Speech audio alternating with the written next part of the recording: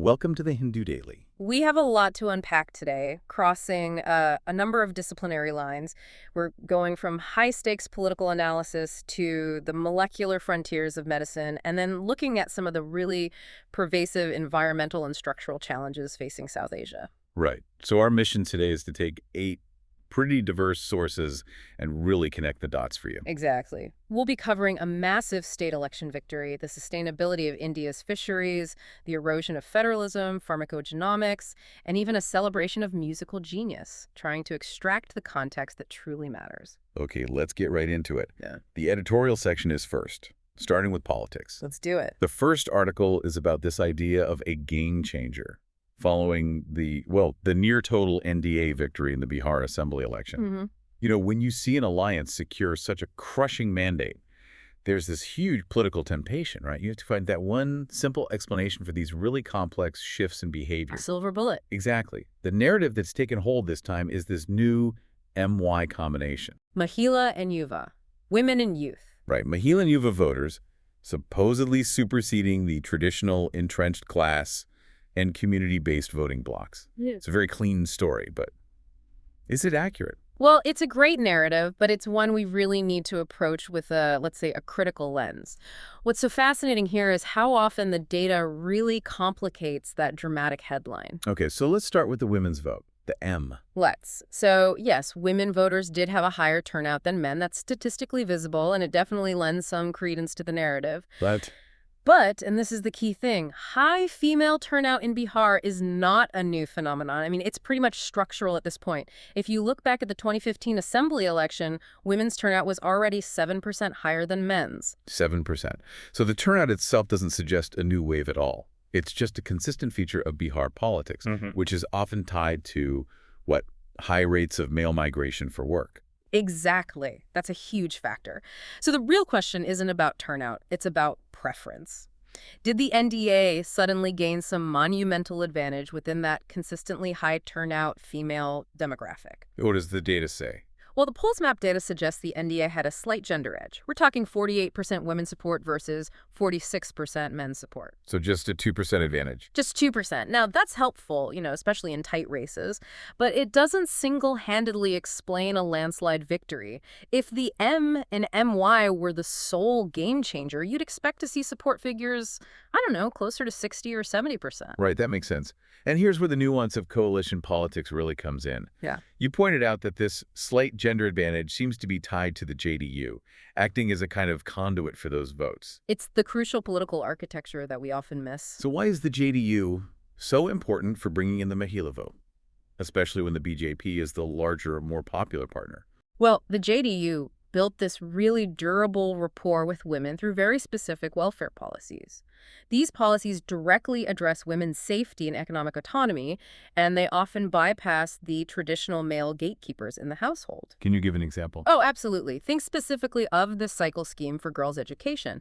It massively boosted secondary school enrollment, and critically, the statewide liquor ban, a policy that was hugely popular among women who were, tired of domestic violence and the economic strain caused by alcohol abuse. I see. So these micro-level focused delivery mechanisms built a kind of loyalty that then benefits the entire alliance. Precisely. The JDU offers specific, tangible benefits that lock in that support. They act as the stabilizing force. Okay, that makes perfect sense. Yeah. So let's shift to the Yuva, the youth vote.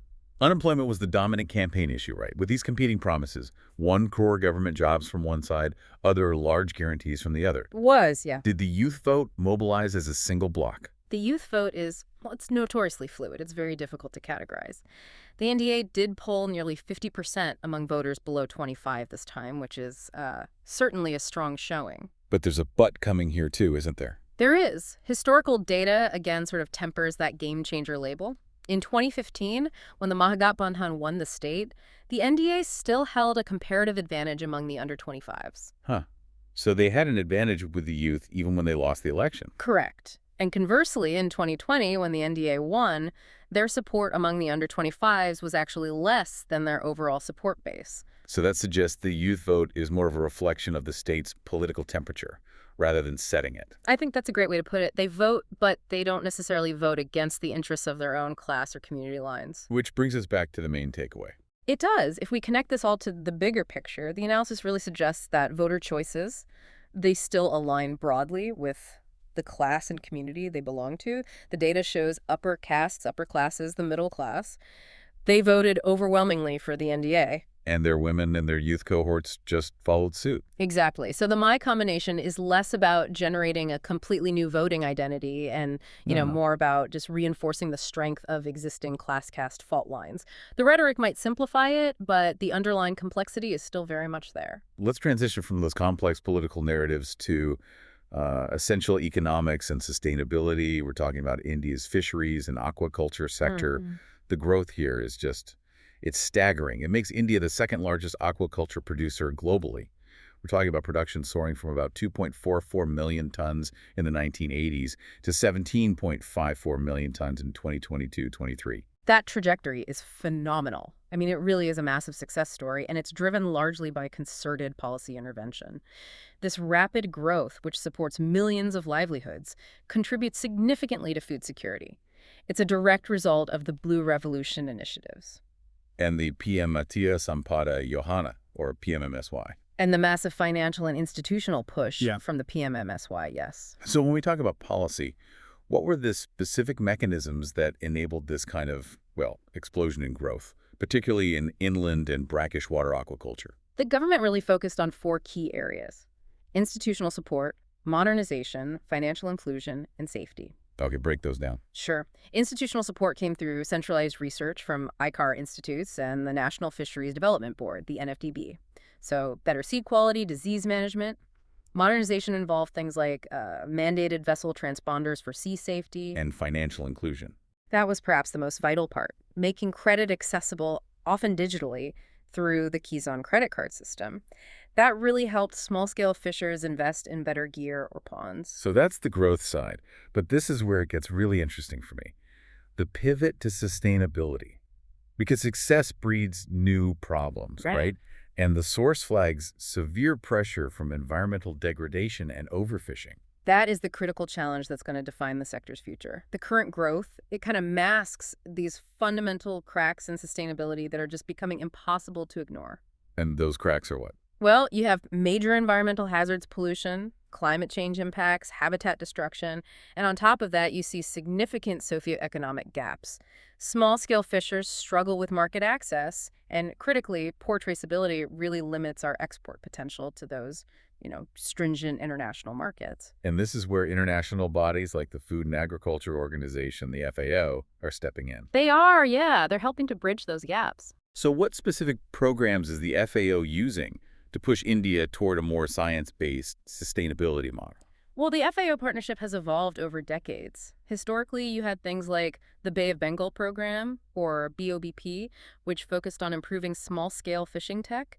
Now, the emphasis is much more on comprehensive ecosystem management. Like the BioBLME project. Exactly. The Bay of Bengal Large Marine Ecosystem Project.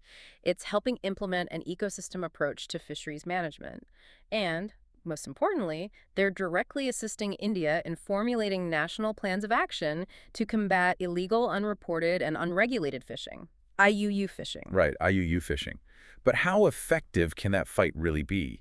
I mean, the problem is inherently transnational. Enforcement assets are finite, and coastal populations rely on that immediate catch just to survive. That's a really important question. It's about efficacy versus necessity. IUU fishing undermines all conservation efforts, so stopping it is absolutely necessary, even if it's incredibly difficult. So what's the solution? It has to be regional cooperation, which projects like BioBLME facilitate, and, strengthening capacity at the local level. We see this in specific targeted projects like the GEF-funded one in Andhra Pradesh. What's that one do? It's promoting climate-resilient aquaculture by implementing these guidelines for sustainable aquaculture and ecological aquaculture area principles. And on the infrastructure side, the focus must be on technical capacity. Absolutely. Yeah. The FAO's Technical Cooperation Program is working directly in key fishing ports, like Venakbara and Jakhau in Gujarat. They're strengthening local capacities for science-based stock assessments and helping authorities formulate robust investment plans. So the big takeaway here is that India's aquatic success really depends on moving from a volume-centric model to a sustainability-centric one. That's it, ensuring long-term ecological and economic health. Okay, this moves us into the opinion section. Yeah. And a really heavy topic. Structural political tensions. The article asks a pretty profound question. Is Indian federalism in retreat under single-party hegemony? We see these flare-ups constantly. Opposition-ruled states battling the center over delayed disaster funds, disagreements on GST revenue, the perennial tensions from the Finance Commission. It feels like the fundamental trust in that center-state relationship is, well, it's eroding. What's fascinating here is that the stress points are, they're structural. They're not just partisan political squabbles. The institutional shift after 2014, specifically abolishing the Planning Commission, was a massive blow to cooperative federalism. Why was the Planning Commission so important? Well, it was flawed, of course, but it was a non-statutory body that provided this crucial platform for federal interaction, for consensus building on investment priorities. Now, that informal space for negotiation is just gone. Leaving the Finance Commission as the sole, very formalized mechanism for resource allocation. Correct. And that's where the crisis of horizontal devolution, the distribution of resources among the states, really comes to a head, especially for the southern states. Why do they feel so perpetually penalized? The core complaint revolves around the inverse income distance formula. India's fiscal architecture is committed to redistribution. Poorer states get a larger share to equalize opportunity.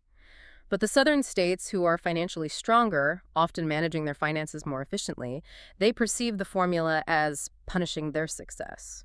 So if we break down that formula, what are the metrics causing this perceived structural spatial inequality? The Finance Commission uses metrics like population, area, forest cover, and a crucial measure called income distance. States further away from the state with the highest per capita income get more weight.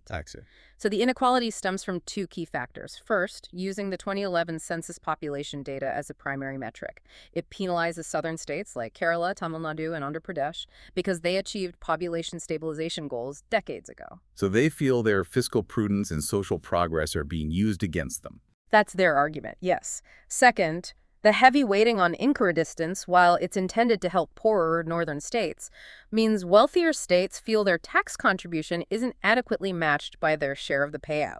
And this feeling of being penalized is just made worse by the center's creative and, well, some would say bad faith use of fiscal centralization tools. Absolutely. The center's increasing reliance on non-devolved mechanisms, specifically cesses and surcharges, is fiscally problematic and politically damaging. Because they don't have to be shared with the states. Exactly. They go straight into the center's consolidated fund. This effectively ring-fences a huge portion of the total revenue pool, starving the states of their rightful share.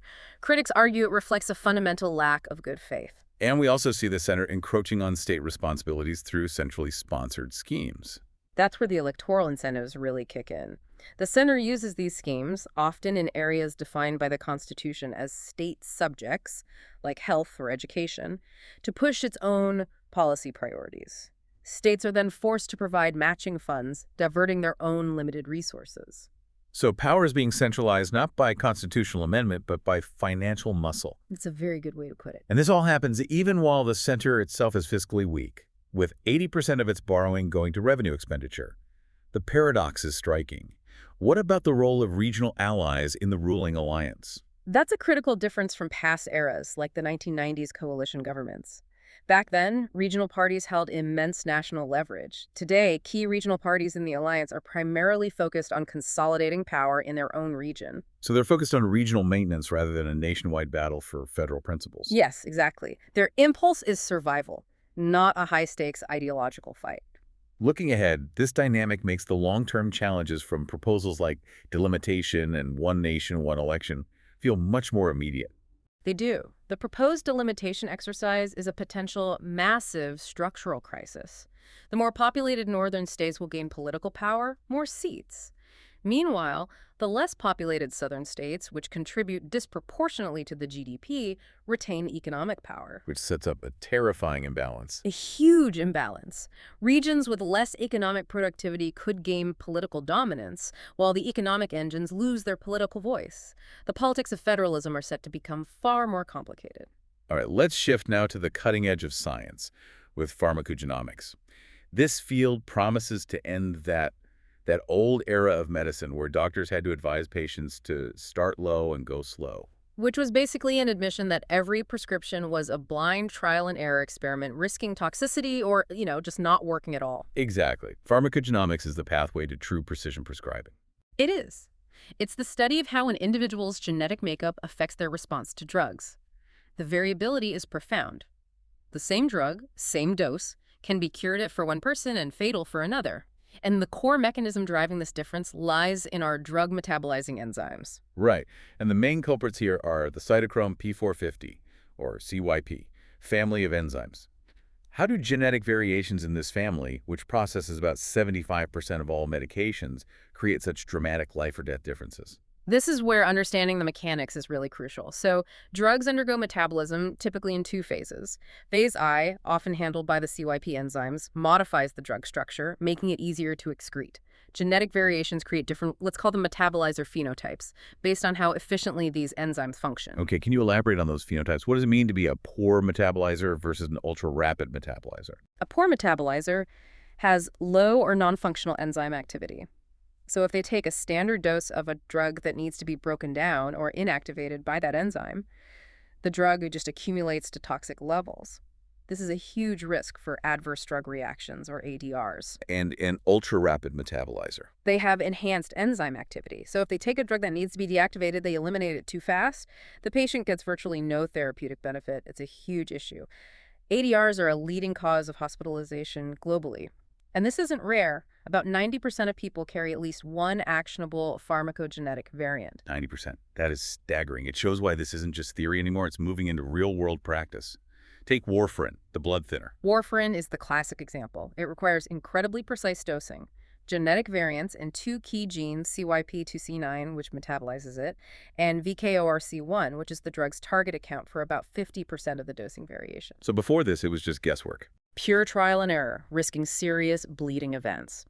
Now, guided dosing algorithms that incorporate these genetic markers significantly reduce those risks and help patients stabilize much, much faster. You see similar high stakes in cardiology with drugs like clopidogrel. Absolutely. Clopidogrel is a prodrug. It only becomes active after being metabolized by this CYP2C19 enzyme. If a patient carries loss-of-function variants, which affects, a quarter to a third of the population, they struggle to activate the drug. Which leaves them poorly protected. And at a high risk of cardiovascular events, like a second heart attack. Thanks to these insights, CPIC guidelines now strongly recommend alternatives for these poor metabolizers.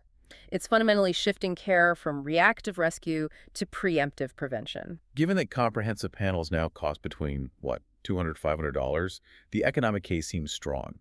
Preventing one serious ADR often offsets the cost of testing multiple patients. So what's preventing widespread adoption? The barriers are significant and they're systemic. Number one is provider knowledge gaps. Most doctors and pharmacists just lack the education to confidently order, interpret, and apply these results. And the second barrier? It's a major issue with health IT. Electronic health record systems often lack the decision support tools to integrate this complex genetic data into the prescribing workflow seamlessly. So the data might be available, but if it can't alert the doctor at the point of prescription, it's basically useless. Precisely. And third, you have regulatory and reimbursement inconsistency. Payers are hesitant, hospitals are hesitant to invest. The clear path forward is preemptive testing, getting that genetic information early in life so every prescription is proactive and tailored.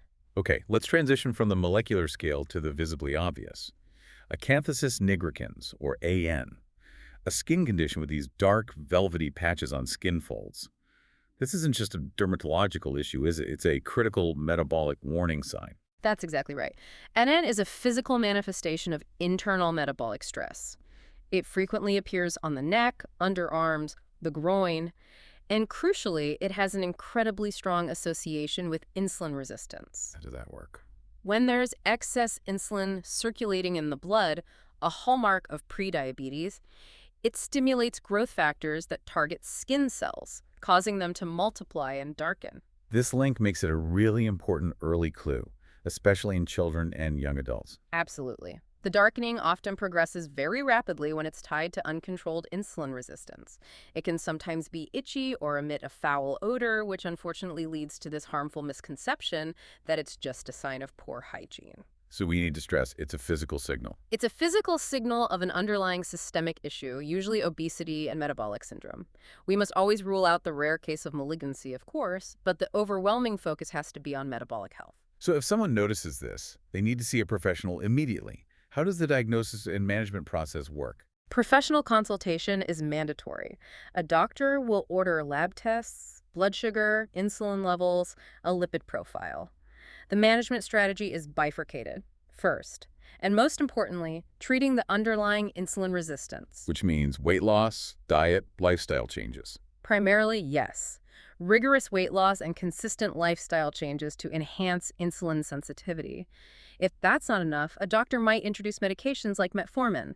Only after the underlying cause is addressed does the pigmentation typically start to lighten. So topical treatments are secondary. Entirely secondary. They can be used for cosmetic improvement, but the key takeaway is that AM provides this vital window for early detection. It lets you intervene before the long-term, devastating complications of diabetes set in. Okay, moving into the text and context section.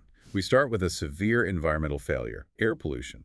The article asks if this is a South Asian crisis, and looking at the data, the answer seems to be a resounding yes. It does, doesn't it? We see this cycle every year, culminating in these massive events like the 2024 India-Pakistan smog, where Lahore and Delhi were just exchanging the title for the world's worst AQI readings. It is absolutely a regional crisis because the air knows no borders. The scale is frightening. This visible phenomenon, often described as a huge brown cloud, blankets the entire Indo-Gangetic plain. It impacts cities like Dhaka, Kathmandu. This is not a series of localized events. It's a shared regional airshed catastrophe. But what drives this transnational haze? It sounds like a perfect storm of human factors and just unfortunate geography. That's precisely right. The anthropogenic factors are plentiful. Unchecked industrial and vehicular emissions burning solid waste, and critically agricultural practices like stubble burning. And the geography. Geographically, the Indo-Gangetic plain acts like a basin. During winter, atmospheric inversion occurs. Warm air traps cold, polluted air near the surface, preventing dispersal. As wind patterns shift, this stagnant, polluted air mass simply moves across the border. And the article connects this directly to poorly thought-out development. What's the measurable economic consequence of this failure? The economic cost data is alarming. The World Bank estimates that high AQI levels in India result in about 3% of its GDP being lost annually. 3%? Oh, yeah. Man. And this loss is quantified in two ways. Direct healthcare costs for respiratory and cardiac illnesses, and the loss of labor capital sick days, reduced productivity, premature mortality. This is the cost of prioritizing rapid, unregulated urbanization and auto sales over sustainable public transport. So if the problem is transnational and structural, the solution can't be these short-term knee-jerk responses we always see. Things like temporary school closures or odd-even schemes? No. The failure is often attributed to abysmal political will because political cycles favor visible, short-term solutions. The imperative now, as suggested by experts from places like IIT Bhubaneswar, is regional airshed scale management. So transnational cooperation. Yes, and synchronized policy. We need a unified approach to fuel standards, industrial emissions, and agricultural reforms across state and national borders. Otherwise, you're just pushing the pollution from one region to the next. Okay, this next piece presents a classic environmental trade-off dilemma that played out in Kerala. The state banned river sand mining in 2016 to protect river ecosystems. Sounds like a clear victory for conservation. On the surface, yes. But what was the immediate, unexpected consequence? It was a rapid, dramatic cascade effect. The conservation success in the rivers instantly displaced this enormous demand for construction material. That demand shifted entirely to M-sand manufactured sand, which is produced by crushing hard rock, primarily granite. And that, in turn, spurred a massive and sudden expansion of stone quarrying. A huge expansion into Kerala's hillsides and fragile areas. The data on this is striking. Can you quantify how rapidly this happened? The figures from the NIT Calicut study are definitive. They tracked 72 quarries near protected areas and found that in 2016 alone, the year of the ban, the area covered by those quarries expanded by a shocking 174%. 174%. In a single year. In a single year. Some quarries more than doubled in size. It shows that regulatory action on one resource simply transfers the extractive pressure onto another. And the problem is amplified because this expansion encroached upon critical ecosystems. Precisely. We saw concerning growth near the Malabar Wildlife Sanctuary, where some quarries grew by over 230%, and quarrying expanded within the buffer zone of the Silent Valley National Park. This leads to rapid habitat loss, impacts hydrological cycles, and causes social conflict. And this scenario is often labeled a blue injustice, right? How does that term apply? Blue injustices happen when conservation efforts for one ecosystem inadvertently shift the harm to another, often less protected ecosystem or marginalized population. So the ban protected the river ecology. Yes, it protected rivers from deepening riverbeds and affecting fish migratory routes as seen in Chavara village. But that protection came at the cost of rapidly reducing the quality of the hillside ecosystem, often affecting local communities through dust, noise, and landslide risk. The complexity is finding solutions that meet infrastructure demand without just displacing the damage. All right, we conclude our deep dive today on an inspiring note, celebrating the artistic genius of Salil Chowdhury, or Salilda. The article describes him as a polymath whose work was an epitome of pluralism. He was. And the sheer range of his talent is it's astonishing. Composer, poet, songwriter, filmmaker, and proficient in so many instruments: flute, piano, sitar, tabla. He was truly a musical polyglot, a Renaissance figure of mid-20th century Indian art. His music is enduring because it embodies constant variation. It's utterly capricious and unpredictable. The article uses the analogy of the Ganga to describe his style. It's a beautiful analogy. A fusion of West and East, seamlessly blending complex European classical structures with Bengali folk and Indian classical ragas. He achieved what the article calls exclusive inclusivity, belonging to everyone while remaining structurally unique. That structural complexity is what elevates his work. How did he break traditional compositional rules to achieve this syncretic sound? His innovations were radical. Take the song Runner, based on a poem by Sukanta Bhattacharya. A traditional film song follows a clear Mukra Antara structure. Chowdhury shattered this. In the nearly 7-minute song, the bass note, or sa, changes 6 times. 6 times, so it feels less like a single song. And more like a suite, constantly moving forward, mirroring the runner's relentless journey.